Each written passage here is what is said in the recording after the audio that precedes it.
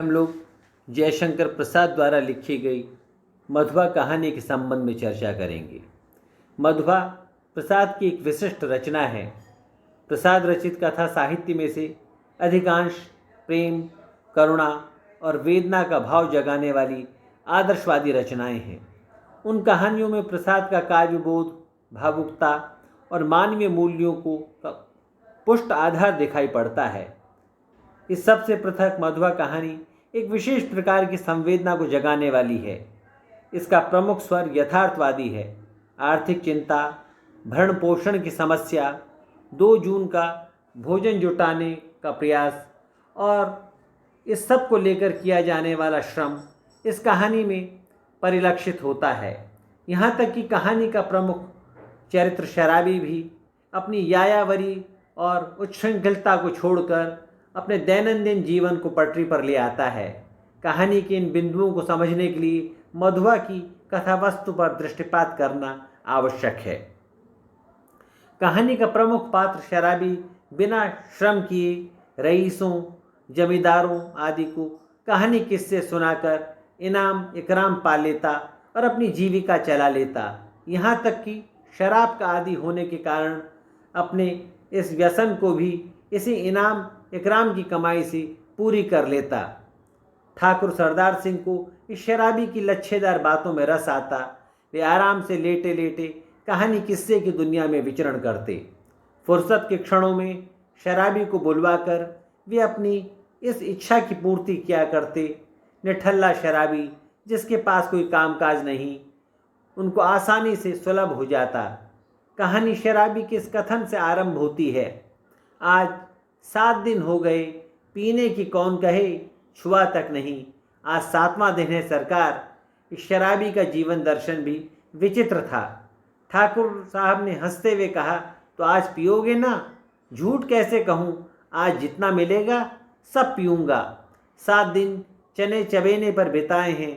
किस लिए सरकार? मौज बहार की एक घड़ी लंबे दुखपूर्ण जीवन से अच्छी है। उसकी खुमारी में रूखे दिन काट लिए जा सकते हैं।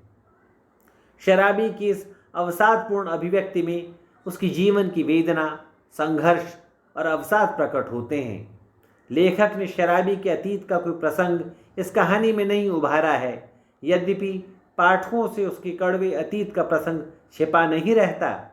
प्रसाद अपनी सांकेतिक और कवित्वपूर्ण शैली में कुछ न कहकर भी सब कुछ कह जाते हैं। उनिंदे ठाकुर साहब ने चौंक कर शराबी से कहा, अच्छा जाओ, मुझे नींद लग रही है। वो देखो 1 रुपया पड़ा है, उठा लो, लल्लू को भेजते जाओ। लल्लू ठाकुर साहब का जमादार था। उसे खोजते हुए जब वो फाटक के पास बगल वाली कोठरी के पास पहुंचा तो सुकुमार कंठ से सिसकने का शब्द सुनाई पड़ा। लल्लू ने कहा, मधुबा सो रहा, नखरा न कर, नहीं तो उठूंगा, खाल उधेड़ दूंगा, समझा ना? कोठरी से बाहर निकलने पर शराबी ने उसके छोटे से सुंदर गोरे मुंह को देखा।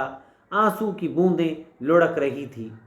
मधुबा ये सुनकर कि उसने दिन भर से कुछ नहीं खाया है, शराबी को मानो झकझोर दिया। यहीं पर शराबी के जीवन में कर्तव्य बोध जागृत होता है और उसकी जीवन को उसकी दिशा ही बदल जाती है।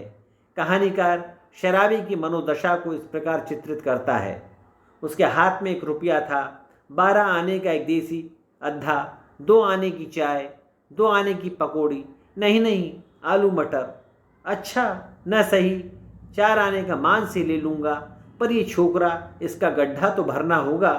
शराबी का ये कथन उसके भीतर चल रही वह पोह का निदर्शन है।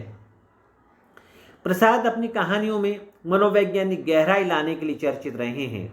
मधुबा कहानी में भी शराबी के मन की अंतर्दशा की झलक देकर अपनी मनोवैज्ञानिक दृष्टि का परिचय दे रहे हैं। सहसा किसी अदृश्य प्रभाव में आकर वह हलवाई की दुकान से पूरे 1 रुपये की मिठाई और एक पूड़ी खरीद लेता है और मधुबा को लेकर कोठरी की ओर चल पड़ता है। इस बिंदु पर आकर कहानी एक नया मोड़ ले लेती है। रचनाकार स्वाभाविक गति से इस परिवर्तन को घटित होते हुए दिखलाता है।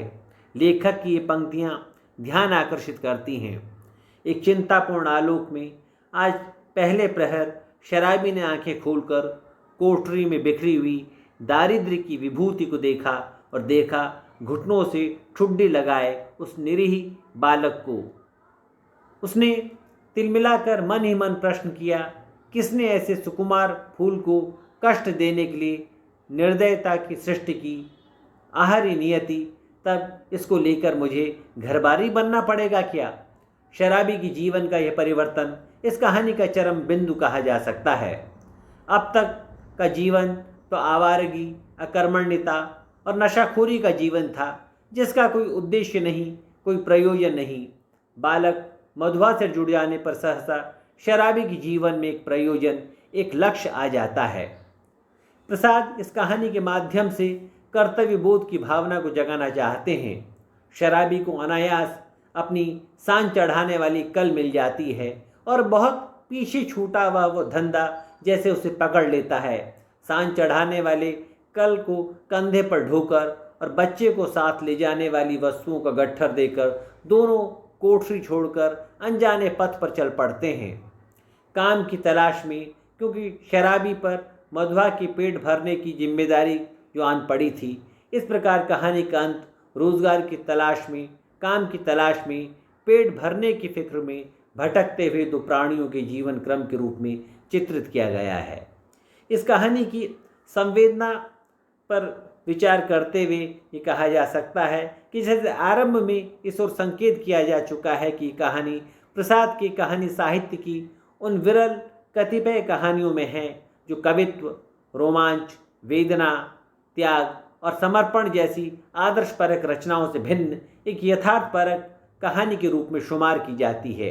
जीवन में आने वाला आर्थिक संघर्ष प्रसाद की अन्य रचनाओं में भी दिखाई पड़ता है, किंतु दरिद्रता का हल एक आदर्शपूर्ण भावुकतामय स्थितियों में खोजा जाता रहा। इसके विपरीत मधुआ एक ऐसी रचना है जिसमें लेखक ने श्रम के मार्ग को अपनाकर अभाव और दरिद्रता को समाप्त करने का मार्ग दिखाया है। ये लेखक का सुचिंतित और तार्किक दृष्टि की ओर प्रस्थान कहा जा सकता है। प्रस्तुत रचना को प्रसाद की कहानी कला के आलोचकों ने यथार्थपरक रचना के रूप में स्थान दिया है।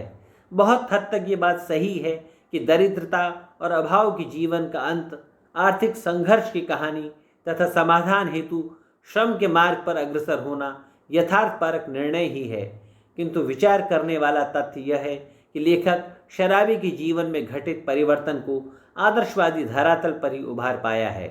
यूँ रास्ते चलते किसी निर्धन बालक से भेंट हो जाने पर पुराना आवारा शराबी अपनी जीवन शैली को नहीं बदला करता, उसके पीछे कोई गहरा झकझोर देने वाला अनुभव चाहिए। मधुआ कहानी में ऐसा कोई अनुभव अंकित नहीं है, इसलिए हम कह सकते हैं कि शराबी के यथार्थ आर्थिक संघर्ष और गरीबी पर आधारित होते हुए भी ये रचना कहीं न कहीं आदर्शवाद से जुड़ी हुई दिखाई पड़ती है। शराबी के जीवन में घटित हुआ आकस्मिक परिवर्तन आदर्श नहीं तो और क्या है, इस दृष्टि से भी इस कहानी पर विचार किया जाना चाहिए। प्रसाद एक बड़े लेखक हैं, इसलिए उनकी कहानी कला संयत शब्दों का प्रयोग करके अभीष्ट प्रभाव उत्पन्न करने वाली कही जा सकती है। शराबी और मधुआ का चित्र हो अथवा ठाकुर सरदार सिंह का, सभी का चित्रण सजीव बन पड़ा है। शिल्प के धरातल पर ये कहानी इसलिए विशेष कही जा सकती है क्योंकि इसमें कहीं भी नाटकीयता और आकस्मिकता नहीं है। यही इसकी सफलता का आधार कहा जा सकता है।